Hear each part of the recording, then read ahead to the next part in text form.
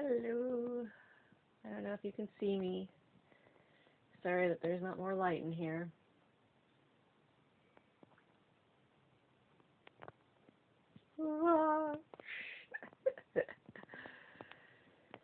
Okay, so I wanted to give a body listening tip. It's a very important one that people seem to forget.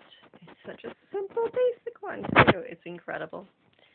It's such a simple idea that when you roll over in the morning and you lay in bed, or maybe it's not in the morning, maybe it's in the afternoon, you decide to lay down, take a nap, or whenever, or at nighttime, it's okay to just lay there. Like, you don't have to get up. You don't have to go do something. You don't have to accomplish something. It's okay if what your body is telling you that it needs a moment to just rest. So I'm going to tell you a story. Once upon a time, for some reason, I was in a car accident. And I was not in a car when it happened, but I was in a car accident in that a car and I had an interaction, and I ended up on the ground. I guess I was officially run over. I'm not entirely sure of all the details, but I know that I was on the ground, and my instinct was to get up because there were all these people running to me, and I wanted to get up and reassure everyone that I was safe. But my body said, no, you need a moment to just lay there and figure out what's going on. And even everybody around me said, no, don't move. Just lay there. Even the paramedics said, no, just lay there. Just take a moment for your body to adjust and figure out what's going on, to process your body, to take a moment and just be there. And the same thing applies to the crashes of life, to the moments of life where you've got so much to do, or you have to wake up that morning and there's a million things to do and you don't want to do any of them just yet. You just want to lay there. Well, do that. Your body needs a moment where you connect to it, and you're just going to lay there. And maybe spread your arms out. Maybe just pet the doggy when she comes and goes, oh, oh, oh, oh. Maybe just sit there. And one of my favorite things to do, which I want to teach, and I want to make sure that everybody, every client I have, every person that interacts with me, every person that gets to know me does this thing for their body, where they're laying there. And you could, the idea of a cat-cow, or this where you lift up the side of your hip, and you just kind of feel around your bottom. So connecting. So I was telling my son earlier that I disconnected from my body right here. I can move my arms around, I can move my head around, and I was disconnected from anything below here. Not my neck, but from here. And so he took his hands and he put them underneath my back and just sort of lined up his fingers along the spinal cord. And I realized when he was doing that, he wasn't doing anything. He just had his hands there. And I realized my back was sore. I've been starting to do all this body movement again after having not done it for a very long time. So getting back into it, when you're using the muscles that you haven't used in a very long time, they're going to get sore. The idea is to not injure yourself. So whatever you do, the most important thing if you're getting back into movement or movement for the first time, to be listening to your body so you don't overdo it. My whole concept is this connection to your body, your mind, your body become one. So by having him put his hands there, and this is the reason why I really would like to have some in-person clients. I probably charge a lot more for in-person clients than I would for the online stuff, but we're having just the hands, sometimes listening to your body. If you can't borrow somebody else's hands, use your own hands, where you put them there, or just imagine hands there, listening to the body spots. And so when I was there, I realized that my back was just out of whack.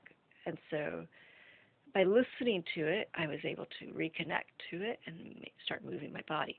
You can do the same thing by doing a simple cat-cow, or moving your buttocks around under a circle, like doing a hula hoop, while laying there, even if all you're doing is imagining it. And it's actually, people take that for granted. They're like, oh, well, I'm just doing it in my mind. I'm not doing it with my body. That's the first step. There's this concept. I don't know if anybody ever watched Abraham Hicks. Some people love her, some people hate her. But there was this one little concept that she said that I really, really loved. It was the idea to be ready, to be ready, to be ready, to be ready, to be ready, to be ready, to be ready, to be ready, to be ready. Do it 5 billion times if you need to.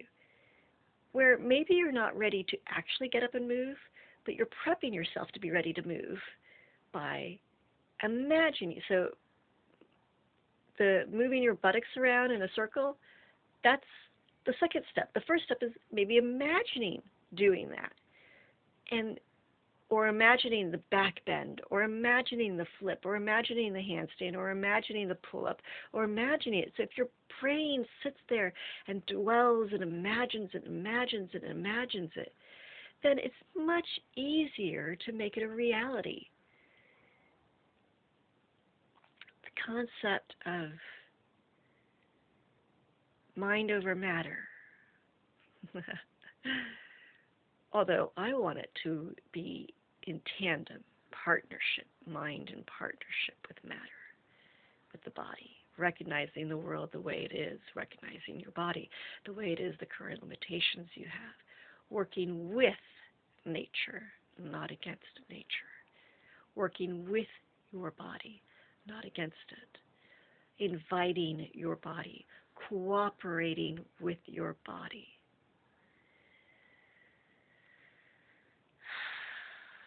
Take a deep breath.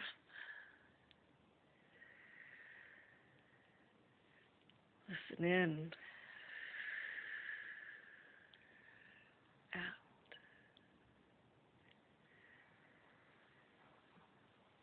Stretch.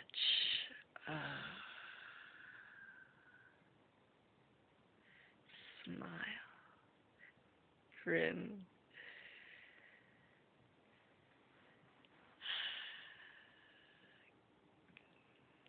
By the way, that's my name, Grin with a K. Love. Feel love. Yield to yourself. Be a conduit of love. Stemming from internal out, pouring out like a fountain, bringing the universe's love like a funnel in, out, air, oxygen, in, out, love, caring, allowing, appreciation, respect, humbleness. If you're someone who tends to be a narcissistic, arrogant prick, like me, yes, in truth, I'm a narcissistic prick. Sorry, I'm very arrogant, very believing in my ideas, better than yours, better that they're right. You're right. You're right. I'm wrong. I'm right. You're wrong. Both exist. Inside each of us there is a monster. Each of us there is an angel. Both exist. You need to acknowledge all parts of yourself. Work in tandem and cooperation. Hold a meeting of all the parts of you. Become one in integrating all the segments of you. Become one, integrating all the segments of your connections to everyone else around you and their connections to you. You and I, we are one. We become one. We are one that interacts in the universe. You are but another part of me, and I am but another part of you. So much love, so much allowing.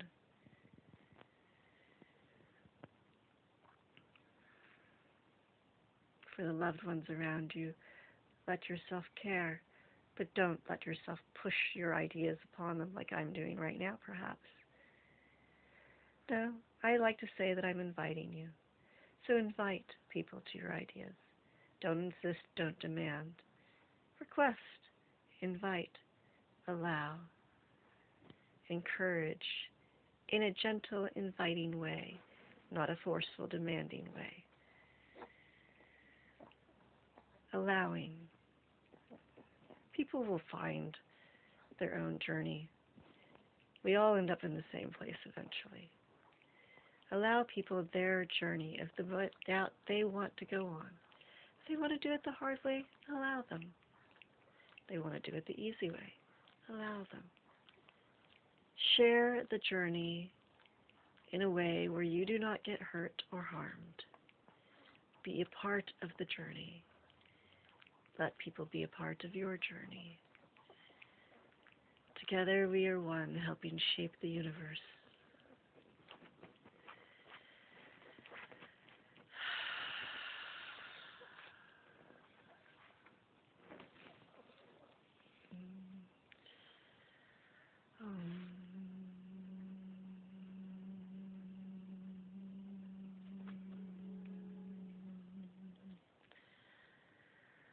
Padme, Padme, Hum.